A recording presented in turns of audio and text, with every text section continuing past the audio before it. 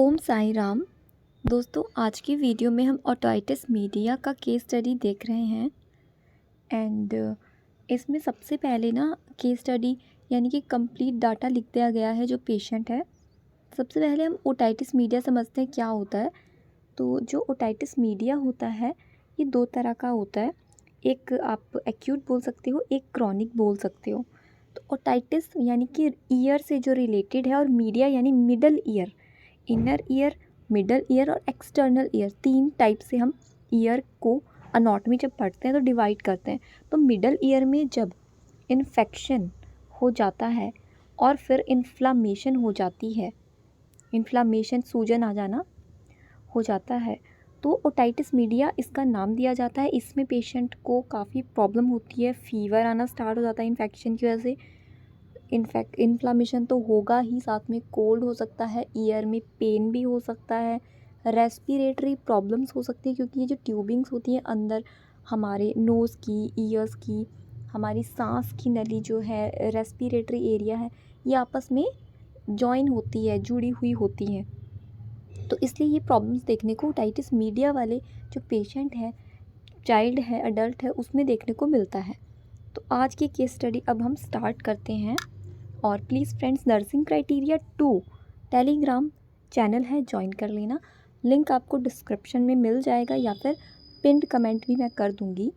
पहले इसमें ना लिखा है कि Mrs King bring 2.5 year old Billy, यानी कि इनका बच्चा है। ये आप पीडियाट्रिक में बना सकते हो, साथ में MSN में भी बना सकते हो। उसके बारे में लिखा है कि उसको ये प्रॉब्लम हो रहा है ओटाइटिस मीडिया की।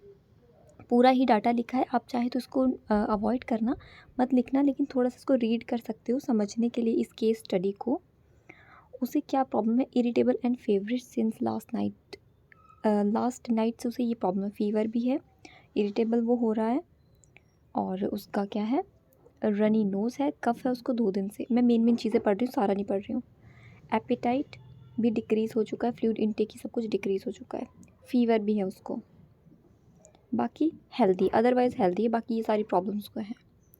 This is the first episodic illness. अभी उसको ये फर्स्ट एपिसोड ही है, कोई पुराना इलनेस नहीं है उसका। बाकी his physical examination reveal site irritable, ठीक है। 2.5 है, यानी 2.5 साल का जो बच्चा है वो है। Crying, pulling at ear, temperature बताया, पल्स पूरा उसका लिख दिया है, यानी कि जो जो भी आपने पैरामीटर्स लिए वो लिख दिए। नेज़ल कंजेशन है with clear discharge, tympanic membranes, red and bulging bilaterally, pharynx slightly red without exudate, difficulty vocalizing, chest clear। यानी इसमें पूरा ही डाटा लिखा गया है। इसको इतना ज़्यादा लिखने की आपको ज़रूरत नहीं होती है जब हम केस स्टडी बनाते हैं। थोड़ा इसमें एक्स्ट्रा है ताकि आप समझ पाओ, इसे थोड़ा रीड कर लो। हम मेन चीज़ पे जाते हैं। यहाँ तक कि इसमें तो मेडिसिन्स भी लिख दी गई हैं कि डॉक्टर ने जो ऑर्डर दिया है वो है अमोक्सिसिलिन 250 mg दिन में 3 बार, TDS 10 डेज़ के लिए, ये उसका मेडिसिन बताई गई हैं। साथ में ये सब आप रीड कर सकते हो। यहाँ से स्टार्ट होता है हमारा ओटाइटिस मीडिया का मेन जो टॉपिक है केस स्टडी का, वो हम यहाँ से पढ़ रहे हैं। और ये पीडियाट्रिक में बिल्कुल सही रहेगा, चाहे तो आप इसको MSN मेडिकल सर्जिकल नर्सिंग में भी बना सकते हो। ओके, पेशेंट का नाम वाम लिखा गया है, एड्रेस बताया है, डायग्नोस लिख लेना, यहाँ पर लिखा नहीं है ना इसमें, ओटाइटिस मीडिया। प्रेजेंट इलनेस बताना है कि उसे फीवर है और इरिटेबल है, उसको रनी नोज़ है, कफ है, ये प्रॉब्लम्स है। पास्ट हिस्ट्री लिख सकते हो, छोटा है इसलिए नर्सिंग हिस्ट्री इसलिए लिखी जा रही है। फैमिली हिस्ट्री बताना है, ठीक है, फैमिली मेम्बर्स में कोई प्रॉब्लम तो नहीं है। पैरामीटर्स नोट करके लिखना है, जितने भी उसके आते हैं नोट करोगे आप, लिखोगे। ब्रीदिंग चेक करना है पेशेंट का, कंप्लेंट कैसी है, RR पैटर्न कैसा है, रेस्पिरेटरी रेट यानी कि प्रॉब्लम क्या है, इनफेक्टिव एयरवे क्लियरेंस। जो ये प्लस माइनस है ना, इसमें यह है कि कफ उसको यानी कि है, ब्रीदिंग ऐसी कोई प्रॉब्लम नहीं है। डिफ़िकल्टी वोकलाइजिंग ये है, तो ये माइनस ये यही है, वीजिंग नहीं है। जैसे ये कोई साउंड्स होती हैं वो ऐसी कोई साउंड नहीं है। फ्लेयर नोज़ ये पॉजिटिव है, ये है प्रेजेंट उसको, ये कुछ साइन एंड सिम्टम्स हैं जो हमने यहाँ पे लिखे हुए हैं। अगला आता है कार्डियोवास्कुलर सिस्टम का, नेक्स्ट ब्रेन का आ जाता है। फिर ये फिज़िकल एग्जामिनेशन, इसमें थोड़ा सा हाई लेवल का ये जो केस स्टडी वो बनाया हुआ है, मैंने सोचा आपके साथ शेयर करना चाहिए, आपको हेल्प हो जाएगी बनाने में। ब्लैडर जेनेटो यूरिनरी सिस्टम का आ जाता है इसमें नेक्स्ट। तो इसमें जैसे पेशेंट का ओरल इंटेक या पेरेंट्रल, जैसे कि आईवी से हम देते हैं, कुछ फ्लूइड दे रहे हैं, तो वो वाला इंटेक आ जाता है। बाउल गैस्ट्रो इंटेस्टाइनल सिस्टम से ये रिलेटेड होता है।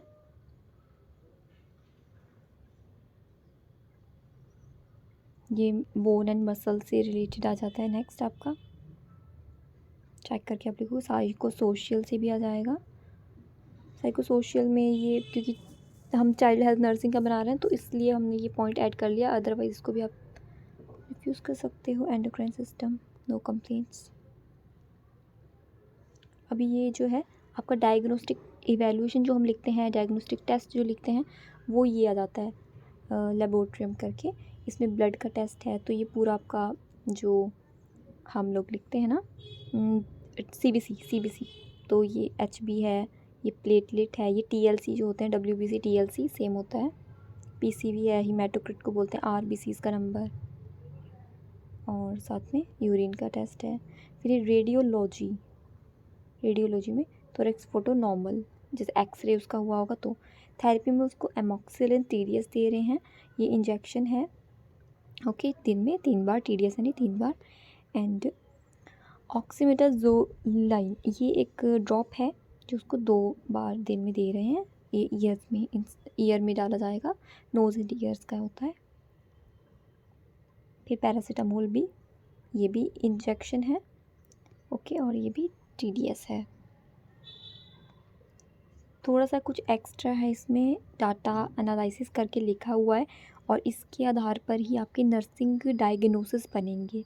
तो ये भी आप चाहे तो स्किप कर दो, अगला नर्सिंग डायग्नोसिस से स्टार्ट कर सकते हो। जैसे पूरा डाटा पहले यहाँ पर लिखा, ओके, उसके बाद ये एक्यूट पेन का इसका रिज़ल्ट आ गया, आपका प्रॉब्लम बताई गई है, डाटा, फिर इटियोलॉजी, फिर प्रॉब्लम, ये इस तरह से ही है। इसको आप मेरी तरफ से तो स्किप कर सकते हो। ये अल्टर्ड न्यूट्रिशन वाला डायग्नोस बनाने के लिए ये वाला आपका डाटा रहेगा जो इसमें दिखा रखा है। मैं इसलिए एक्सप्लेन नहीं कर रही हूँ इसको, क्योंकि हम जब केस स्टडी एनसीपी बनाते हैं तो हम नर्सिंग डायग्नोसिस बनाते हैं और उनको नर्सिंग प्रोसेस के फॉर्मेट में लिखते हैं। तो ये आपकी मेन चीज़ आ गई, nursing diagnosis.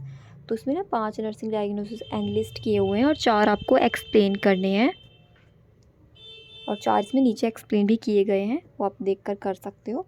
Ineffective airway clearance का आपका एक बनेगा, एक्यूट पेन का बनेगा आपका एक, उसमें जैसे ईयर में पेन भी हो जाता है तो वो आप बना सकते हो। हाइपरथर्मिया फीवर है उसको, इसलिए बनेगा एक आपका डायग्नोसिस। अल्टर्ड न्यूट्रिशन का है एक डायग्नोसिस, उसकी एपेटाइट डिक्रीज़ हो चुकी है, less than body requirement, family coping. तो एक और ये भी बना सकते हो, नॉलेज डेफिसिट का भी बना सकते हो एक डायग्नोसिस। तो जैसे पहले डायग्नोस आपका था, तो पहले डायग्नोस का आपका यहाँ पर ये प्लान है, इंटरवेंशन है, सब कुछ लिखा गया है। फर्स्ट डायग्नोस आप देखिए, इनफेक्टिव एयरवे क्लियरेंस है, नेक्स्ट एक्यूट पेन का है, फिर हाइपरथर्मिया का है। तो उसी ऑर्डर में इसको एक्सप्लेन किया गया है इधर, यहाँ सब जगह।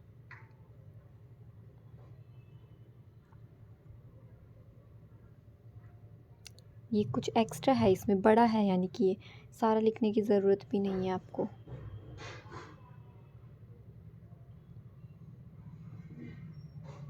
सेकंड वाला,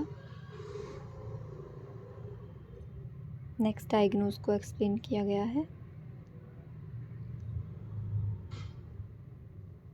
क्योंकि पेन की प्रॉब्लम है तो पेन से रिलेटेड आपका नेक्स्ट आ जाता है सेकंड नंबर वाला, पेन को आप कैसे रिड्यूस करोगे।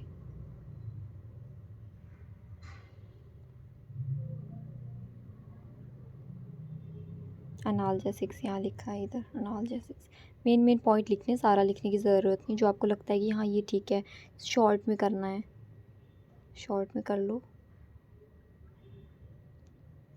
इसमें काफ़ी एक्स्ट्रा ही है, कुछ ज़्यादा ही। अगला जैसे हाइपरथर्मिया का था, तो हाइपरथर्मिया का इन्होंने एक्सप्लेन किया हुआ है।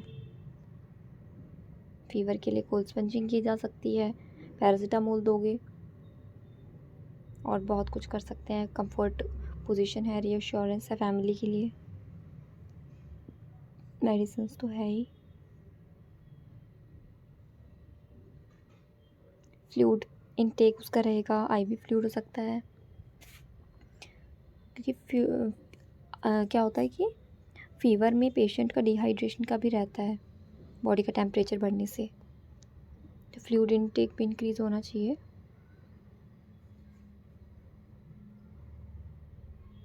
एंड नेक्स्ट ये कंटिन्यूशन में ही है। कूल एनवायरनमेंट, जैसे हम फ़ैन चला देते हैं, ठीक है, क्लोथिंग उसकी लूज़ रखनी है, कंबल नहीं देना है, सिंपल ब्लैंकेट, जो लिनन होती है चादर से उसको रखना है, तभी उसका जो फीवर है वो रिड्यूस होगा। हाइपरथर्मिया के लिए ये सब किया जाता है।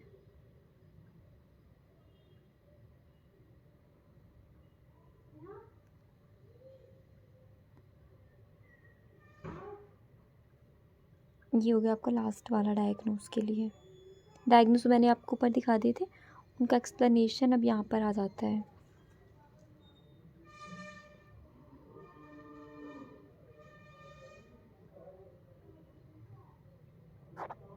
तो फ्रेंड्स, ये आपका जो लास्ट डायग्नोस था, लास्ट डायग्नोस के लिए ये वाला है। लास्ट यानी कि 4 डायग्नोसिस में एक्सप्लेन किए हुए हैं। तो अल्टर्ड न्यूट्रिशन का है ये। Risk for less than body requirement, decreased appetite, fever में भी एपेटाइट डिक्रीज हो ही जाती है। नर्सिंग डायग्नोस भी इसमें बहुत ही बड़ा है, आप देख सकते हो। इतना लिखने की नीड नहीं है, आपको बस रिलेटेड टू से आगे 1-2 लाइन लिखना होता है, उतना काफ़ी होता है। इसीलिए ये न्यूट्रिशन से रिलेटेड आपका एक्सप्लेनेशन है इसमें, ये पूरा ही कंप्लीट। तो बस यही था फ्रेंड्स आज की वीडियो में। आपको इससे हेल्प हुई होगी, आई होप। मतलब ये कम्प्लीटली प्रॉपर नहीं बना हुआ है, लेकिन आपको यानी कि समझने के लिए काफ़ी है ये। जो बच्चे जानते हैं एनसीपी कैसे बनाते हैं, थोड़ा सा नर्सिंग डायग्नोसिस में प्रॉब्लम आ जाती है, वो तो ये बना ही लेंगे इजीली। बाकी जो नए स्टूडेंट्स हैं उनको प्रॉब्लम आ सकती है। थोड़ा सा नर्सिंग डायग्नोस को बस एक्सप्लेन करना आना चाहिए, जैसे हम लिखते हैं उनको एक्सप्लेन करना आप समझ लो। यहाँ जो है लाइन, ये आपके गोल्स आ जाएंगे। एक छोटा सा गोल बनाना है, इतना नहीं लिखना जितना इसमें वीडियो में है। ये नर्सिंग ऑर्डर है आपका, यानी कि आपका नर्सिंग जो प्लानिंग भी आता है, इंटरवेंशन होता है, वो है ये।